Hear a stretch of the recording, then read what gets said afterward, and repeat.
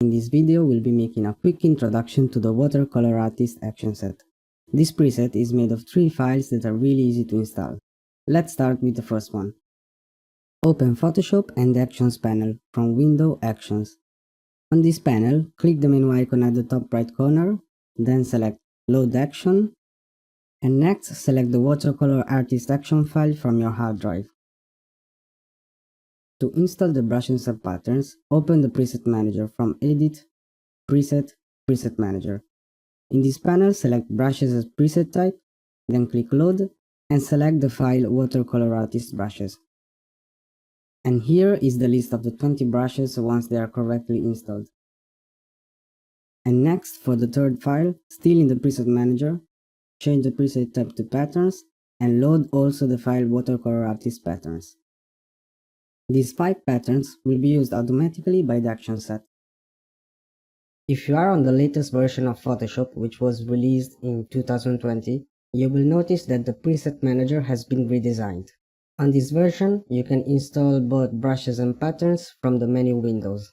So let's see how to do it. Open the Brushes panel from menu Windows, Brushes, and on this panel, click the menu icon at the top right corner, then select Import Brushes, and load the brushes file.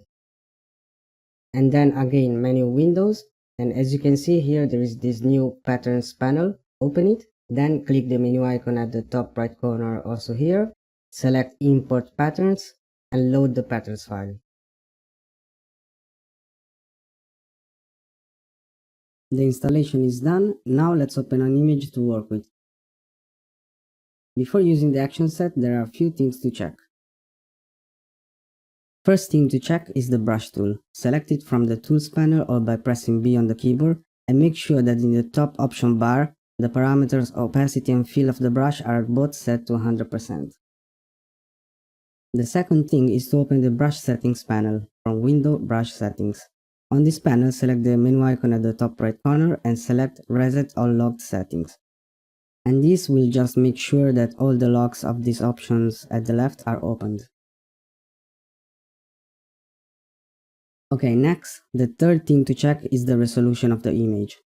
Open the Image Size panel from Image, Image Size. The action was tested on images up to 5000 pixels. Make sure that the parameters width and height of the image are not more than 5000 pixels, but also make sure that these parameters are not too low. Working on a low resolution image will make the final effect less detailed. A good resolution to work with is around 3000 pixels. Next, the last thing to check before playing the action is the brightness of the image. The watercolor action uses the information of shadows, midtones, and highlights of the image to create the effect. Make sure that your image is well lit and it's not almost completely white or black. If the action can't find any highlights, for example, it will display an error message during the playback. By clicking continue on the message, the action will finish the playback, but it won't create some useful layers. You can quickly balance the brightness of the image before playing the action set using a level adjustment layer. To do it, select the layer and press Ctrl L on the keyboard for Windows or Command L on Mac.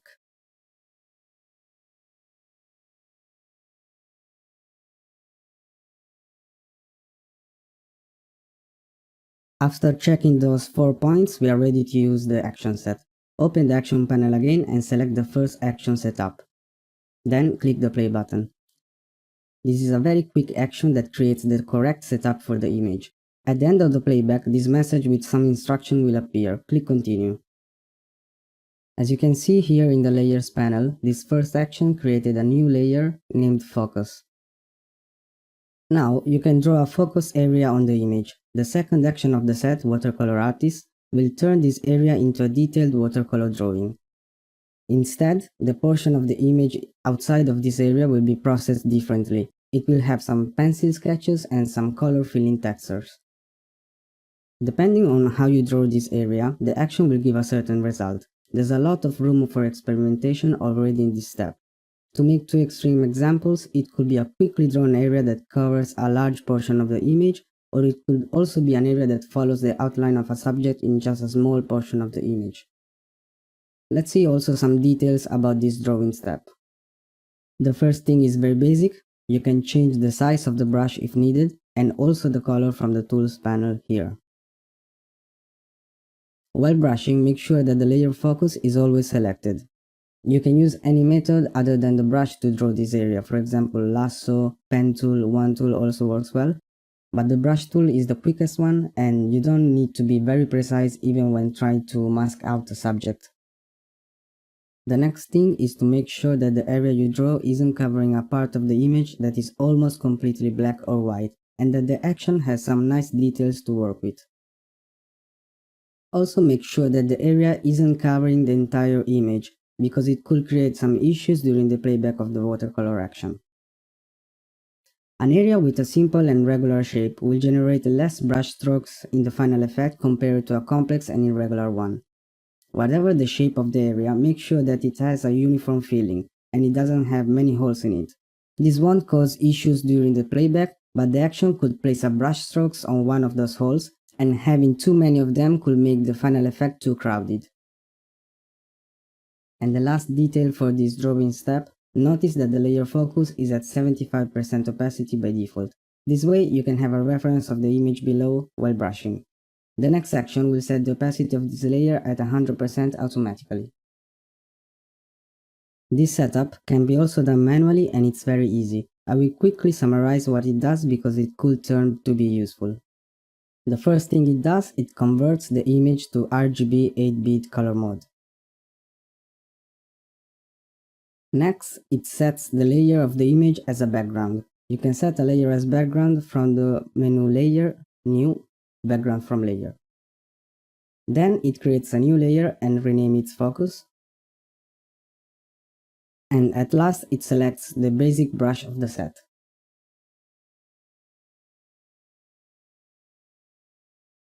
Okay, now we are ready to play the Watercolor Artist action. Make sure that there are just two layers in your file, the layer of the image and above the layer focus. Open the Actions panel, select the Watercolor Artist action and click play. The playback time can vary depending on several factors. For a 3000 pixel image, it should be less than 3 minutes. When the playback finishes, the message "Render completed" will appear. It suggests to start customizing the image starting from the group image control. Click Continue to close the message. And here you can see the result of the Watercolor Artist action. Let's take a quick look at the structure of the layers. Inside the Watercolor Artist group, there are few subgroups. To see how each subgroup affects the final image, hide each one starting from the top.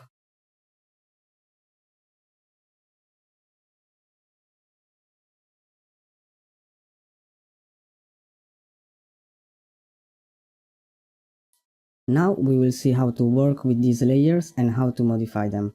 Customizing the effect after the playback is very easy. Apart from the first and last subgroups, which are paper and post effects, all the other groups contain drawn layers that can be all edited using few basic methods. Let's start taking a look at the group image control. This is the first group to open when editing the file after the playback. It contains a set of layers that will let you quickly customize the effect. The first one at the bottom, border, is hidden by default. It can be useful if, for example, the focus area made at the beginning follows the outlines of a subject instead of being a large area. Unhide it and use the fill parameter to adjust its visibility. Next, let's take a look at reveal details and custom watercolor. These two layers are not visible by default because they have a black mask channel, but they can be revealed using the brushes of the set. The first 8 brushes were especially made to let you personalize the result of the action by manually painting custom watercolor strokes. Apart from the first one that is a basic round brush, the other 7 work at their best when using a graphical tablet. The remaining 12 brushes are those used automatically by the action during the playback, but also them can be used to customize the image.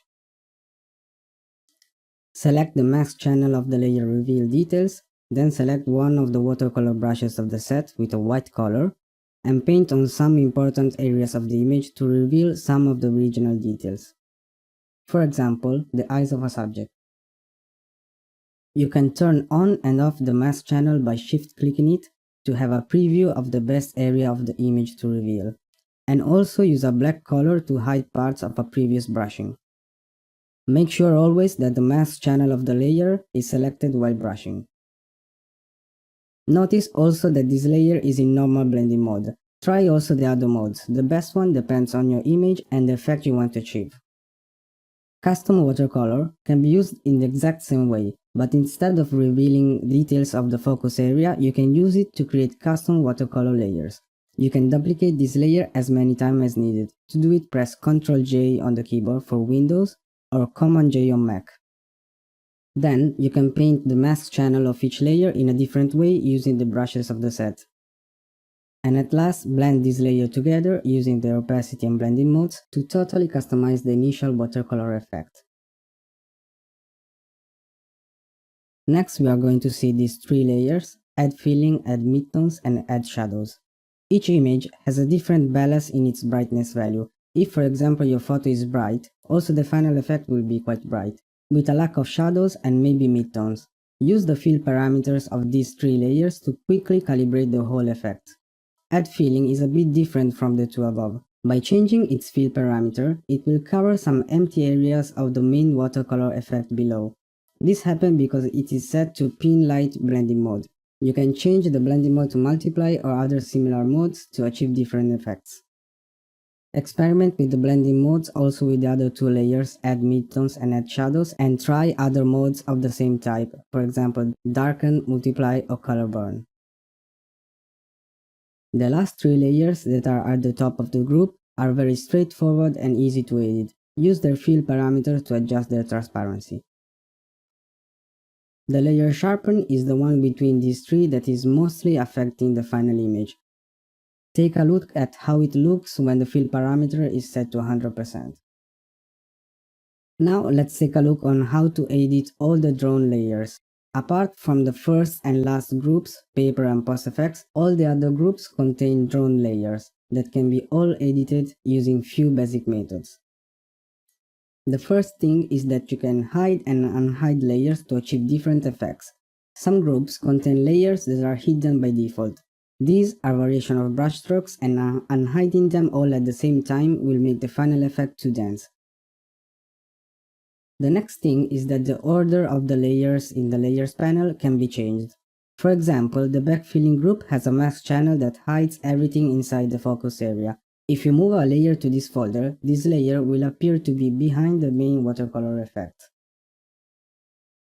We have already seen the rest of the editing methods, and basically they are using the opacity and fill parameters of the layer to adjust their transparency, change the default blending mode of the layers and experiment with them. Then use the mask channel to hide or reveal parts of a layer. Each layer has one. Painting the mask channel with a black color will hide the layer, while painting with a white color will reveal it. And the last thing is that you can duplicate and move the layers in the canvas, or even use the transform tool by pressing Ctrl T on the keyboard for Windows or Command T on Mac, and then move, rotate and scale the layers.